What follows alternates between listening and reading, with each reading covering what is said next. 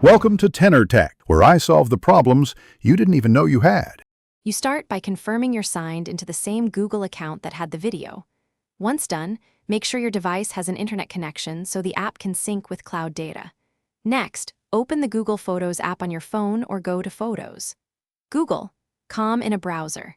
Don't waste time toggling unrelated settings, focus on account and connectivity.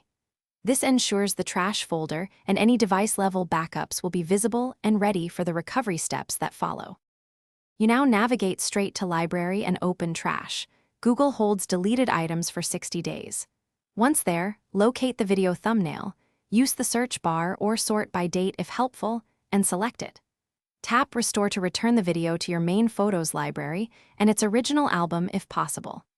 If you don't see it, make sure to check other device folders inside Google Photos and any backup services you use, because the video may be stored outside Trash if it was never synced. Finally, if Trash didn't have the video, broaden the search.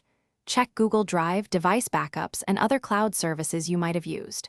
Once done, inspect your phone's DSIM, Movies, or Downloads folders with a file manager. Sometimes deleted items remain in local caches. If the video is still missing and it's within 60 days of deletion, contact Google Account Support and mention Trash Retention. They can sometimes assist. If nothing works, avoid creating new files in storage to reduce overwrite risks as a last troubleshooting tip. Thanks for watching. Subscribe to keep your life in tune.